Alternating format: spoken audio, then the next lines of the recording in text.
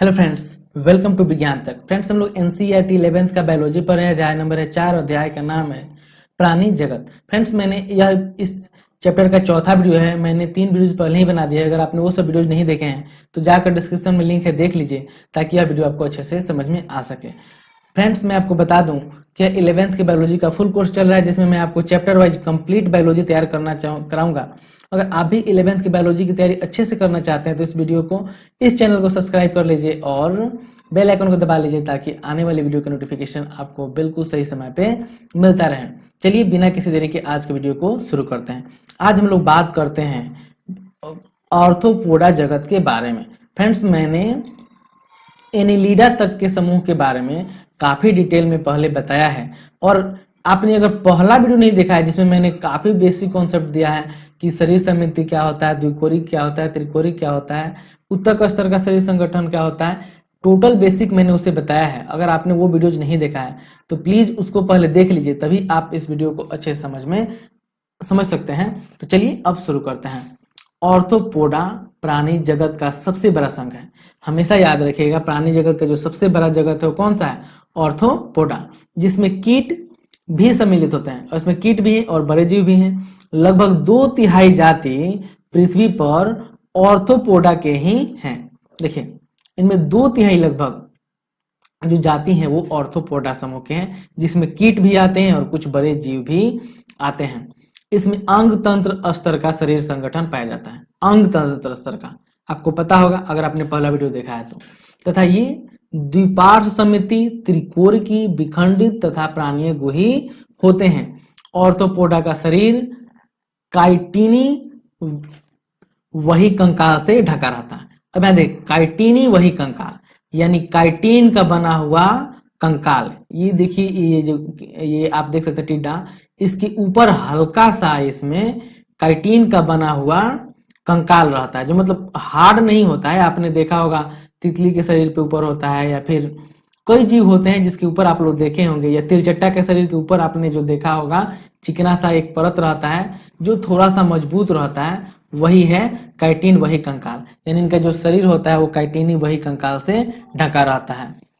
शरीर सिर, वक्ष तथा उदर गुहा में विभाजित रहता है। इनका शरीर किसमें विभाजित रहता है? सिर, वक्ष तथा उदर गुहा में विभाजित रहता है।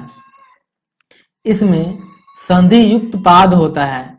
संधि युक्त पाद का मतलब ऐसा इनका जो पीछे वाला हिस्सा होता है वो संधि युक्त होता है, मतलब जुड़ा हुआ रहता है। जैसे आप ये देख सकते हैं, यहाँ पे ये संधि युक्त है, मतलब एक दूसरे से जुड़ा हुआ है। यहाँ पे आप देख सकते हैं, ये देख सकते हैं अनेक अनेक खंडों में है जो जुड़ा हुआ है। तो इनका जो बैक होता है यानी पीछे वाला हिस्सा वो संधि युक्त होता है।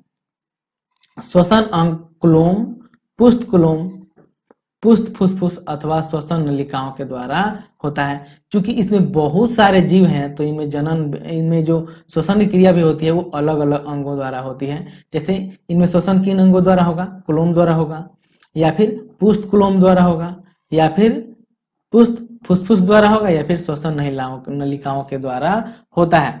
परिसंचरण तंत्र खुला होता है। याद रखिए, इनका परिसंचरण तंत्र कैसा होता है? खुला होता है।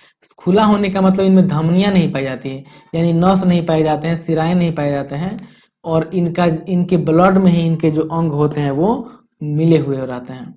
संवेदी अंग जैसे श्रृंगिकाएं, नेत्र, संतुलन पुटी उपस्थित होते हैं। क्या क्या होता है? श्रृंगिकाएं होती हैं, नेत्र होती हैं, या फिर संतुलन पुटी होता है। ठीक है। उत्सर्जन मेलपीगी नलिका के द्वारा होता है। उत्सर्जन कैसे होता है? तो इसमें मेलपीगी नलिका होती है जिसके द्वारा ये उत्सर्जन करते हैं। नर मादा पृथक होते हैं तथा अधिकांशतः अंड प्रजक होते हैं। इनमें जो नर और मादा जीव होते हैं वो अलग अलग शरीर में होते हैं, और ये अंड प्रजक होते हैं। अंड प्रजक का मतलब ये अंडे देते हैं, बच्चे पैदा नहीं करते हैं। परिवर्धन प्रत्यक्ष अथवा लार्वा अवस्था होता है, यानी ये सीधे अपने जैसे जीव देते हैं, या फिर छोटे बच्चों को भी ये यानी लार्वा के रूप में जन्म देते हैं। आर्थिक रूप से महत्वपूर्ण कीट हैं, और ये आर्थिक रूप से महत्वपूर्ण कीट हैं। क्यों महत्वपूर्ण कीट हैं?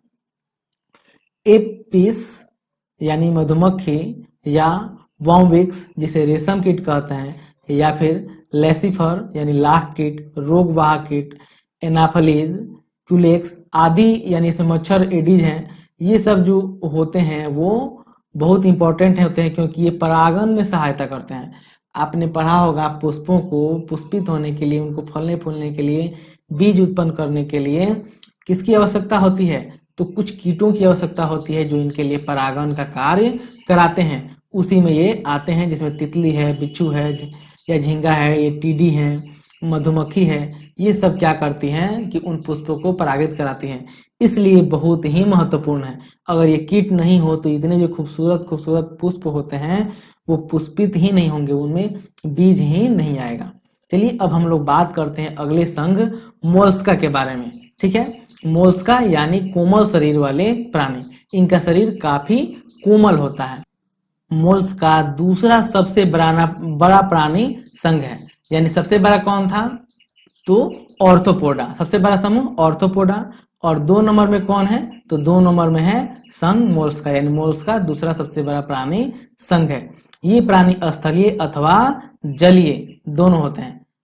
अब जलीय का मतलब लवणीय और अलवणीय दोनों की बात हो रही है, तथा अंग तंत्र स्तर का शरीर संगठन पाया जाता है। ये द्विपार्श्व सममिति त्रिकोणीय तथा प्रगुही प्राणी है। शरीर कोमल परंतु कठोर कैल्शियम कवच से ढका हुआ रहता है।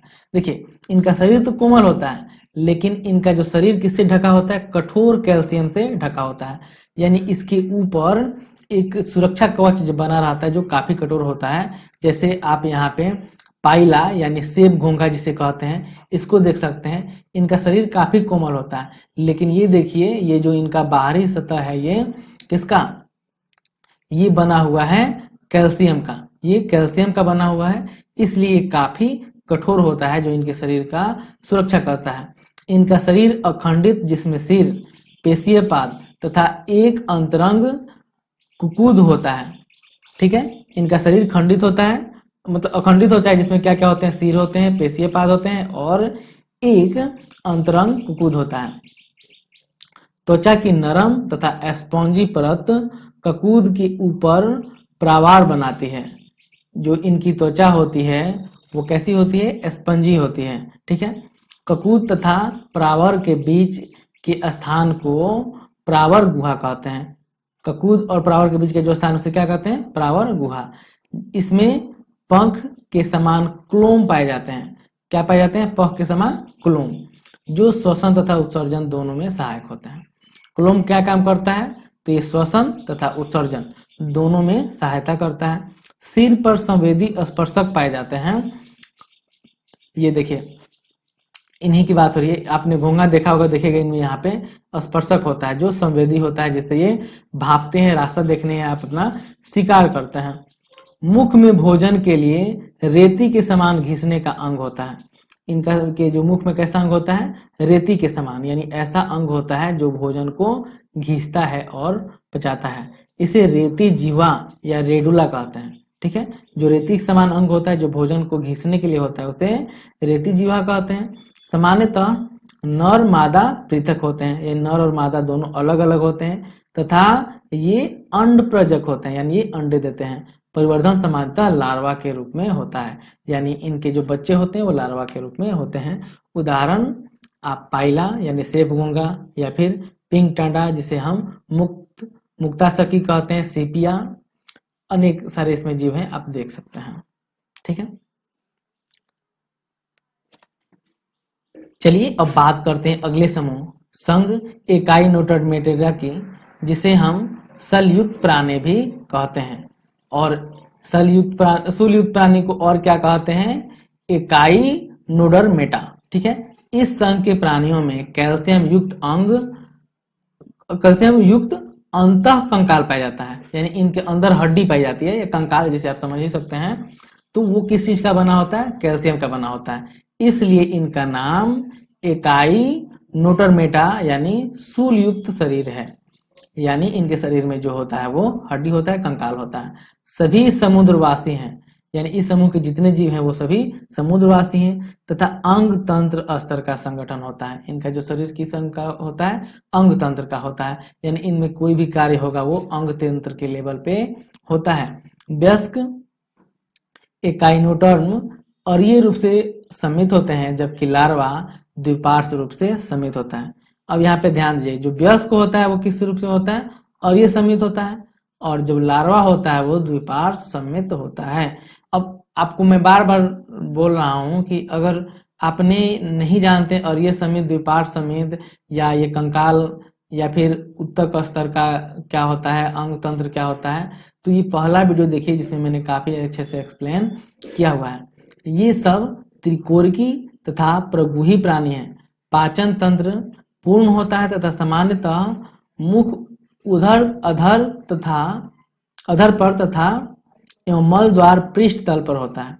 अब इसमें क्या होता है, मुख कहाँ होता है, अधर यहाँ पे लिखा है, आधार पे होता है, नीचे होता है इनका मुंह, और मल द्वार कहाँ होता है, पृष्ठ पे, यानी ये ऊपर होता है। जल संवहन तंत्र इस तंत्र की विशिष्टता है। ठीक है, इनका विशिष्टता क्या है, तो जल संवहन तंत्र इनमें पाया जाता है, जो चलन तथा भोजन पकड़ने में तथा श्वसन करने में सहायता करता है। चलने में, भोजन पकड़ने में और श्वसन लेने में भी सहायता करता है। स्पष्ट उत्सर्जन तंत्र का अभाव होता है, यानी उत्सर्जन तंत्र इनमें स्पष्ट नहीं होता है। कैसे होता है, तो पृष्ठ द्वारा होता है। नर एवं मादा पृथक होते हैं तथा लैंगिक जनन पाया जाता है। नर मादा अलग होंगे और इनमें लैंगिक जनन होता है। निषेचन सामान्यतः बाह्य होता है, और निषेचन क्रिया इनमें कहाँ होती है, शरीर से बाहर होती है। परिवर्धन अप्रत्यक्ष एवं मुक्त प्लावी लार्वा के रूप में होता है, यानी ये अप्रत्यक्ष रूप से क्या करते हैं, परिवर्धन करते हैं। इनका एग्जाम्पल की बात करते हैं तो इसमें आप तारामीन याद रखिएगा, या फिर इन्हें हम एस्टेरियस भी कहते हैं, या फिर एकाइनस जिसे हम समुद्री आर्चिन कहते हैं, ऐसे ही एंटीडोन है, या फिर कुकुमेरिया है और ओफियूरा है। ये इनके समूह के जीव हैं। फ्रेंड्स, इस वीडियो में इतना ही। अगले वीडियो में हम लोग संघ हेमिकार्डेटा या अन्य जीवों के बारे में बात करेंगे। यह वीडियो आपको कैसा लगा है कमेंट करके जरूर बताइएगा। यह वीडियो देखने के लिए आपका बहुत बहुत धन्यवाद।